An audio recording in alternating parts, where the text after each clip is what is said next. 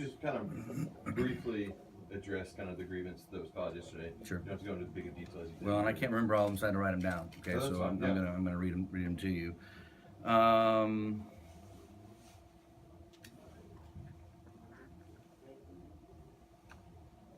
Well, look, here's the truth. When you have individuals who went to this grievance hearing and then felt vindicated by the outcome of it, and then when I did what I did, which is reinstate them, even though I did not agree with the outcome, I still did what I thought was the right thing to do, so our county government can function efficiently, and that we don't have any more bumps in the road, and we can move on. It's not the end of the world, and because they disagreed with me doesn't mean that I'm right or wrong. That was my opinion. They had their own, and so I felt like to show solidarity with the county that I would reinstate them and we would move on. Now, what they have done since then is tried to pepper me with negative articles, negative statements, grievance hearings, to try to distract me from my message of what I want to do as sheriff for this next term. And when it becomes increasingly clear that they are not doing so, they're not distracting me, they're not getting me off my points of what I want to do, then they come harder and harder at you. And I said this at the very first forum at the American Legion, that they are not going to be able to attack me professionally, so they're going to have to come at me personally, and still believe that. Now, we have, around 300 employees. We lose very little of them because it's not just about the pay. They're still part of the lowest paid individuals in the field in Northwest Arkansas, but they stay because the culture there is good and getting better. What we're doing, and the media in particular, is you're giving a lot of attention to just a few people who were warned repetitively that their actions were going to get them in some type of trouble, either disciplinary action and or termination. So I felt like that I had given them enough opportunity to make sure that those deficiencies were taken care of. And when I find a video making fun of rape victims, I think I would be derelicting my duty as sheriff to ignore it or to pretend like it didn't happen. And so that is what started this process by which they are doing everything they can to make me look like that the sheriff's office is in shambles, and that's just not true. Particularly with the morning news. Morning news has never called me for any information on any editorial that they've done, and it's obviously a personal issue which I can't explain to you and have tried to rectify. I will say that I believe that the TV media, the radio media, has been fair. Doesn't always mean we agree, but I do believe that they have been at least fair in their reporting. So I'm going to answer at least some of the allegations that were in this recent grievance hearing. One was that I won't make eye contact with Lieutenant Holt. I sat in front of Lieutenant Holt during the meeting that I held with the jail supervisors and made eye contact with her as I scanned the room, and as I do everyone. And she actually, I actually gave her several compliments that I thought she had the right personality that could bring together these two factions in the jail that were causing efficiency issues, which I also believe could cause safety issues. She agreed she could and would do it, and seemed like she had a decent attitude about it. She has not, nor has any of them that were attended the grievance hearing, been punished whatsoever. But I did preface that meeting saying that we need to be honest and open in here, or we're not going to be able to fix any kind of problems. So say what you want to say. You're not going to be punished. It's not going to be held against you in any way. And so eventually it did open up to where people were talking about what I consider minor issues, and but I do believe that those will be fixed, because I did tell them that I believe that you can fix this, and they agreed. Because if they cannot fix this on their own, then yes, I will intervene and we'll start to fix it a different way. But that is my job, is to make sure that if there are problems inside of that building, particularly in the jail, which can cause safety hazards or efficiency issues, that we need to make sure those are taken care of. And that meeting was a huge success. I left after giving my portion and answering any questions they had, and then the chief spent the rest of the time with them, talking with them about how things were going to be changed and different, and attitudes and needed to improve. And I left, so if they felt like they could not talk in front of me, they at least could talk in front of the chief. And he has taken over control of that. As far as Ms. Holt, 2 days after the grievance hearing, there were several complaints by individuals inside of the sheriff's office about her making some comments regarding that were very inappropriate, that offended enough people to where when they came to me, I said, you need to take it to the chief so I can stay out of it, and he and the county attorney can deal with it, which they did. So I don't even get involved with her disciplinary issues, so there's no accusations that I'm trying to retaliate against her. And I told everyone in that room that exactly how I felt. Some that I did not trust, not because of the meeting. We did talk about the meeting, but my distrust comes from what I'm hearing back in the jail with those two factions. And so we can't have that. We've got to be unified. Whether you like someone or not, you better be able to work with them and make sure that we're all on the same level. But the meeting was fantastic. I gave everybody props for being not only talented, and I thought they were educated and experienced enough to make sure that they knew I had confidence in them, and told every single one of them, don't worry about March. I don't care about March. I don't care about lawsuits or any of these types of grievance hearings.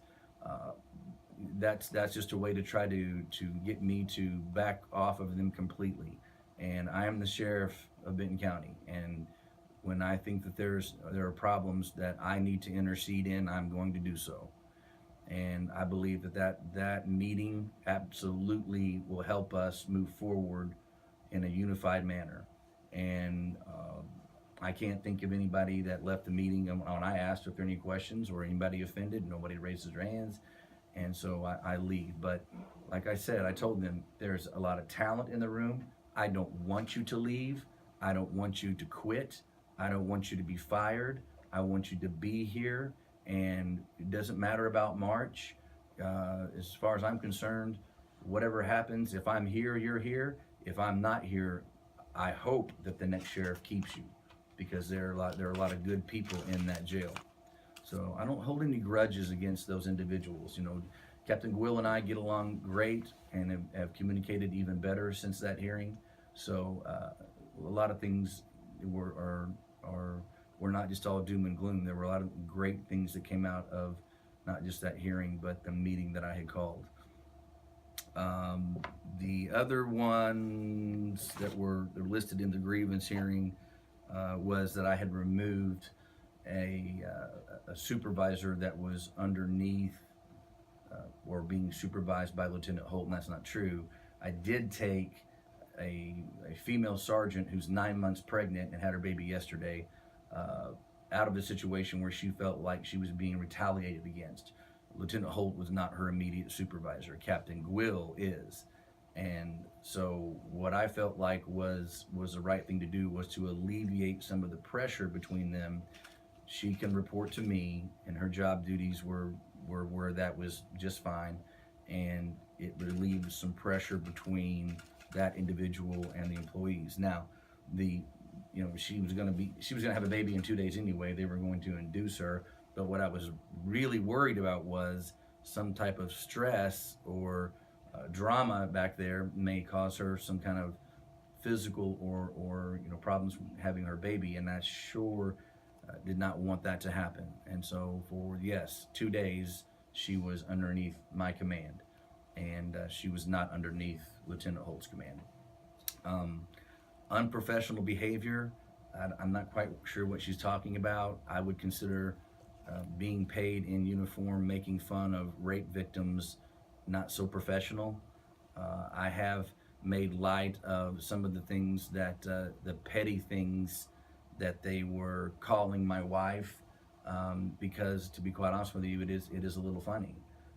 But it's not anything that is used to harass anyone. And most of the time it's just between myself and my wife, who, by the way, goes to the sheriff's office to volunteer, as she has for the last 3 years, for the PAL program.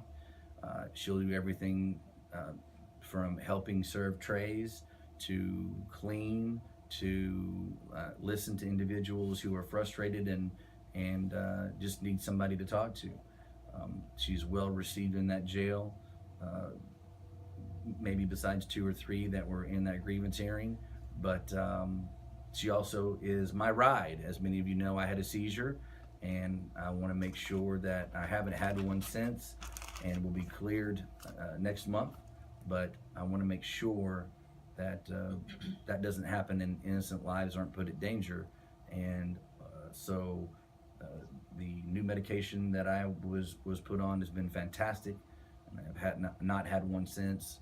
And so I'm very hopeful that that will continue, and we can move on from that chapter.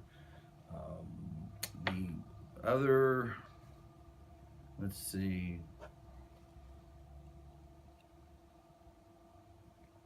Can any of you think of the ones I'm missing?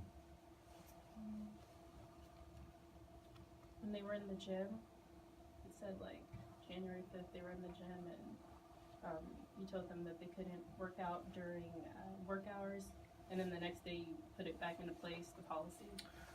Yeah, I did so that way when I had a commander come to me and say, you know, I don't think you realize how many people are utilizing the gym, because to be quite honest, I didn't think hardly anybody was utilizing the gym. And the point of me allowing them to use the gym are the people who are working 12-hour shifts, so they can go in there, maybe get a little, you know, they wake up a little bit, and it helps their physical fitness and stress, and breaks up. 12-hour days are long days. I don't need to tell media people that. You know, they know. Media people know how long 12-hour days are. You know, I've seen Tracy Neal and Tom Sism at 7 o'clock in the morning, and then seen them at a, you know, some kind of incident at midnight. So either they're vampires or, you know, they're on a lot of mini thins. But there's the point of that was this, that the 8-hour or even 10-hour employees, it really was not meant for them. It was meant for the people who are working 12 hours. And what was happening was, you had a few back there that I suspected were using that time and to work out, and not clocking out as they should, use the gym and then clock back in. And so I was took some time to stop that until we could find out exactly what was going on, if that was going on, was it a rumor. And when I had the CID commander check into it, I felt comfortable enough to go ahead and reinstate that, because that is a benefit that I want them to have.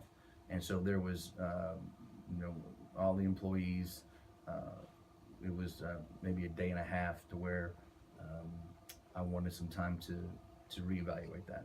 Okay. And there was no coincidence that Holt and some of the other quote-unquote whistleblowers were the ones in the gym using? I'm gonna be honest with you, I have no idea who was in there.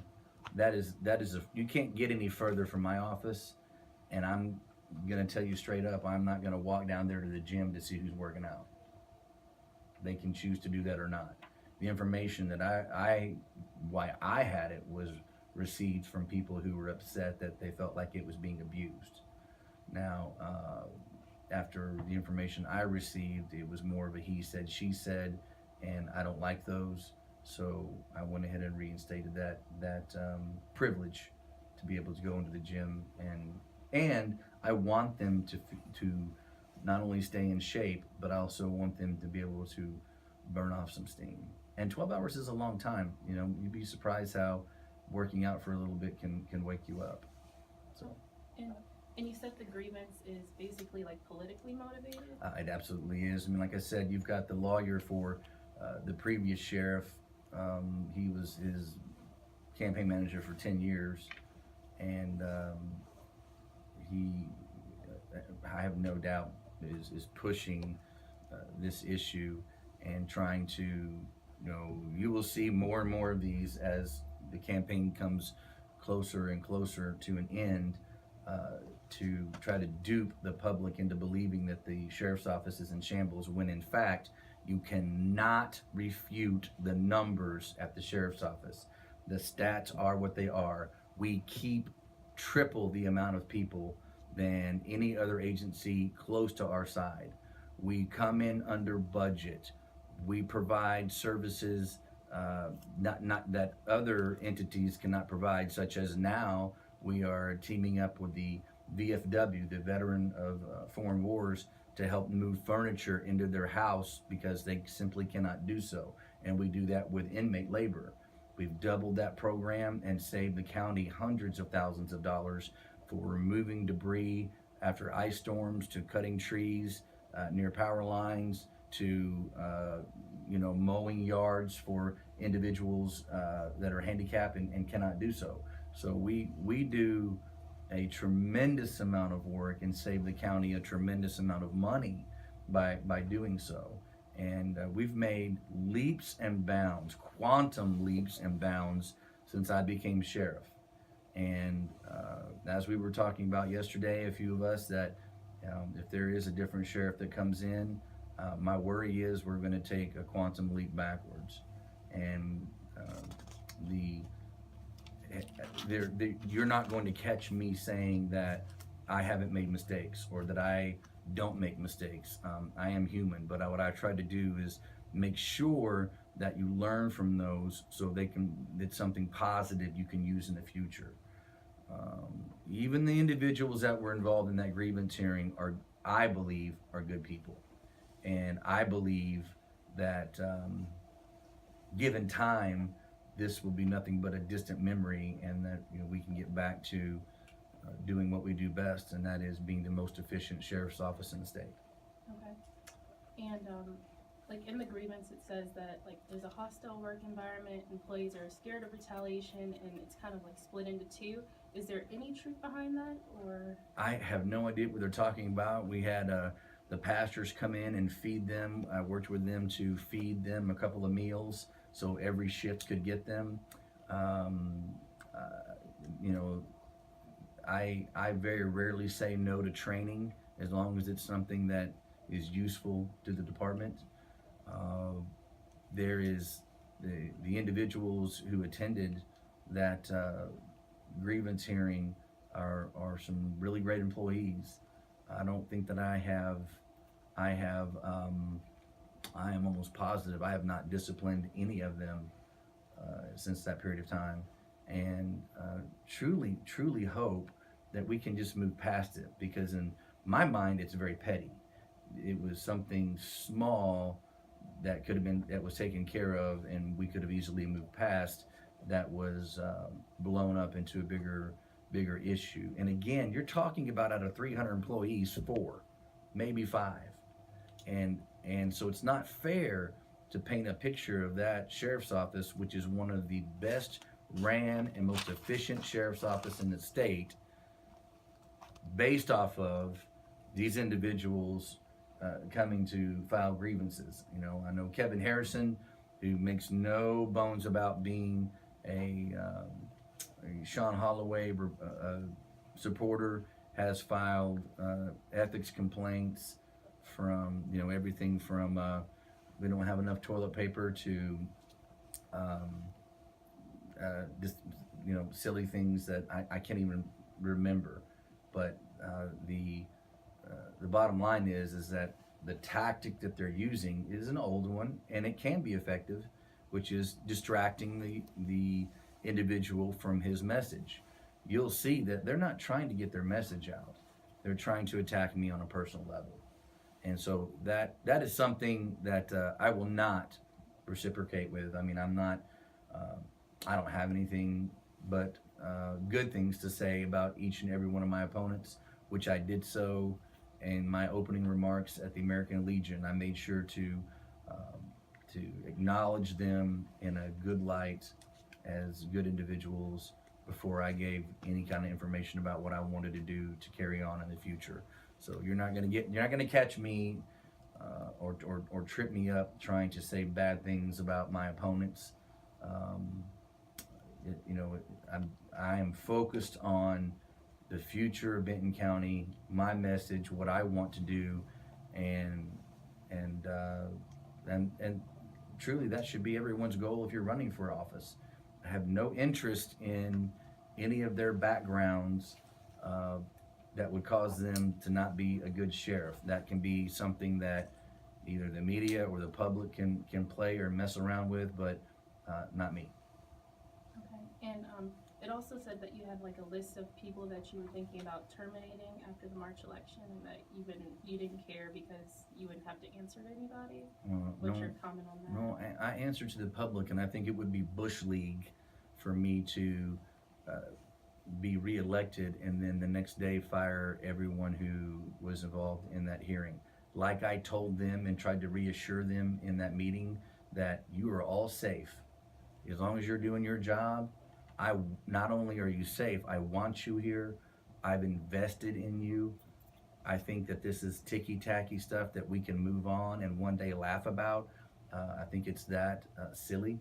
And so no, there will not be a mass exodus of any individuals. And I did have a list 2 years ago when I first started to be sheriff, or 3 years ago, where I had individuals that I did not feel that their skill set matched where they were assigned. So I would move them, but the list was small, and I don't have a list now. I don't have any plans for moving anyone.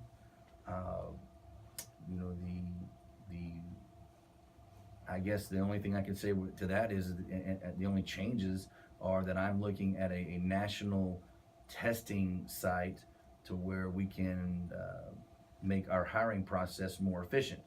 So they would basically do everything that we do, and they have to pay a fee and take a test and agility and lie detector, everything they do, and then they become a candidate that we can choose to interview or not, or if they're interested or not. Now I know that there are several agencies here that there's a couple of municipalities that use it, and I think that's something we should look at too, because if you think about how much money it takes for us to hire one deputy with a lie detector test and a physical agility test and background check and all this stuff, I think that it would be probably cheaper for us, and just as well. I mean, it would have just as much integrity to it, to where we're going to hire our deputies from. But as far as firing, it's really hard to get fired under my administration. I believe in disciplining before trying to just say I'm going to fire you. That's why, compared to the last sheriff and how many people he at-willed compared to me, because I believe in trying to fix the behavior rather than fire the individual. The easiest thing to do would be to fire him. The better way to approach it is to discipline them so they understand what went wrong, how can we fix it so it won't happen again, and we move on. And some of the best employees that we have right now have gone through that process, and it's called progressive discipline, and I still believe in that, and would go through that process with anyone, no matter who they are. So that's really the only thing that I would have to add to that. Sheriff, what will be your actions moving forward? I'm going to do the same thing I've done. I've taken vacation to put out my signs. I know Kevin Harrison likes to post how many hours I'm there and paid and what have you. And now he is looking actively at the fingerprint machine at the sheriff's office where if you take a concealed handgun class, you have to pay $10 to get your prints done. Well, I don't have anything to do with that. I don't touch the money, I don't take the money, the clerks do. If you don't have your $10, you don't get your card. Well, he is now looking into that. I honestly don't know why. I guess to try to maybe see if, I really don't know, you know, if the amount of money is adding up. I'm not quite sure, but we don't have anything to do with it. So I know Kevin Harrison has made accusations that are so far-fetched that they're comical, you know, and no, I have not done anything whatsoever concerning concealed handgun where you go and get your fingerprints and pay your fine. But you know, I'm sure he'll come after me. I did get 2 milks in the lunch line yesterday, so I expect him to file a grievance at any time. You mentioned in the other room that you were kind of disappointed that you didn't attend the last hearing. Mhm. Will you attend the next one? I will not miss another one. I feel like it was a mistake, and I apologize to anyone who believes that I didn't go because I had something to hide. Absolutely do not, and regardless of what council says this time, I look forward to going to the next one because we've already had at least, there's up to 10 I think employees that are wanting to talk about and vent their side about Ms. Holt and how she has retaliated against them. So these are individuals I didn't ask, but wanted to be a part of the hearing. And, you know, I simply tell them the same thing. You need to contact, you know, the individuals who are holding the hearing to let them know that you'll be there. I don't have anything to say to them. I don't coach them. Whatever issues they have, I do know of some of them because some of them came to me, but the amount of people that have come forward is you know, was surprising to me. But you know, like I said, I've handled her with kid gloves. I was speaking to, like I said, a clergyman, one of our chaplains, in the halls yesterday, and I heard someone walking behind us, and it was Miss Holt, and I stopped talking, looked at her, and I said, "Hey, how are you doing?" And she said, "Fine, how are you?" And she kept walking. So the not looking at her in her eyes, I don't really know what to say about that. That's very silly. So you know, she's treated quite well. She has a decent job, and I do support her because if she's not doing her job correctly, then it hurts, in my opinion, the overall efficiency of the office, and that goes for anyone. So, you know, my hope is that we can get past this ridiculous, politically motivated issues, and that we can move on, and she find further success and further promotion, and you know, this can be a learning experience for all, and move on. But I'm here to tell you that sheriff's office has never been ran better. The people are happier, and we've got them really good equipment. Our hours have changed to where they're literally working half a year because of the 12-hour shifts. You've got new uniforms they love and vehicles that are bigger and made for county roads. You know, there's a laundry list of things that we could go over that are positive that have happened in that jail, and so there's no reason for anyone to believe that because of a few people that entire operation is dysfunctional, because it's not. Now, you'll read about that in the morning news editorial, but I can tell you that it is not a dysfunctional, you know, entity. That we have the same problems that most people have. It's just that these are becoming public, and you know, and you've got a JP with way too much time on his hands, and needs to hit spell check before he sends off his grievances, and you know, we answer them as best we can. So you're updating the hiring process and improving it. What other positive changes? Yeah, the hiring process is something I think that takes way too long, And it happened with Gabriel Cox, and it's something that I think could have been avoided had that been in place. It puts a lot of the onus on the individual across the country. This is something that is a national testing site. You have to pay a minimal amount of money in order to take your physical agility and your testing, and it rates you, and either they can contact you or you contact them, and they've already been certified to have this card.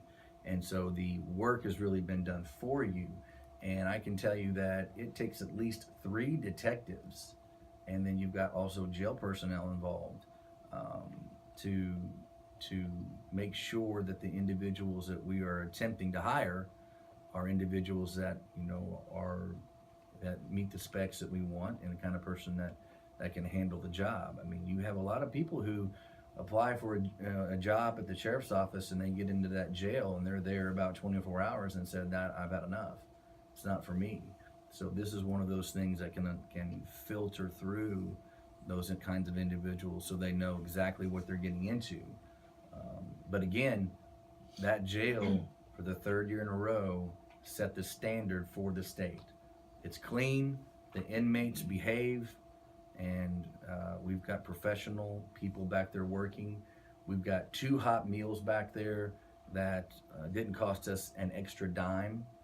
And you also opened up commissary, and those are tools that you can use to make sure that their behavior stays where it needs to be and everyone is safe.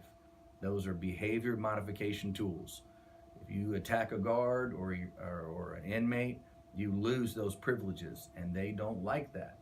So it's a really good way for us to peacefully make sure that they are following rules and getting along and obeying. And I know many of you in here know that we went 3rd party with a medical facility that has worked out wonderfully, and they have their own staff on duty, and the med pass along with treatment has been outstanding. I could not be happier with the way that it's gone on. So, do you have any questions, Kurt, you want to ask? I would like to ask one question. As the other day when I was at the sheriff's office on official business on an ongoing investigation, why that you asked me to leave the sheriff's office during that meeting? Right. Well, because you're the only bondsman that I know that thinks they have free reign to walk around there, especially in CID, and get involved in cases where you should not be. You're a bondsman. All the other bondsmen sit out there and wait to do their bonding paperwork. You're no different, and that's where you should be. Yeah, and in no disrespect, you and I have had a working relationship for years. So I'm the not chairman of the Belmont Licensing Board, and I was there on behalf of the industry. Well, then you should be speaking to me and not to a captain who says that you were trying to get involved in an undercover operation or sting. So that being said, I was invited to that meeting, Sheriff, just for the record. well, they made a mistake then. But you'll be treated just like everyone else. Any other questions? Yeah, I got 4 one. minutes. Got it. You mentioned earlier that your wife is a volunteer with the department. She does a lot of the pallet program and whatnot. It's been said that she has a lot of communication with the deputies and sometimes even the media. And sometimes people have to go through her to get to you. And that's where that nickname, kind of the sheriff, came from. So do you think that line of communication is ethical or right? I'm sorry, I was reading half of that. We have many people who go into that sheriff's office who volunteer and do the same things.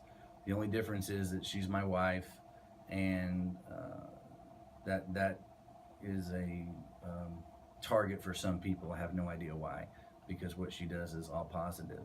And it does help me that, I don't use a county car. I use my own vehicle, my own gas to come back and forth to work. And she has made sure that, I'm healthy and safe and getting to work okay until next month.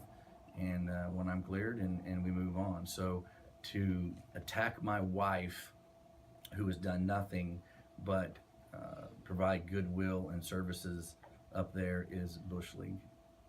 So that's it. I have to go. I apologize. I am right now getting text after text of where are you, so thank you for your time and being here, and hopefully that I will see you at the next debate, which I think is in a couple of days. I'm gonna say Thank you. tomorrow at the forum, you'll be there tomorrow at the forum? Oh, Sure. yes. Yes, sir. Great. Yeah.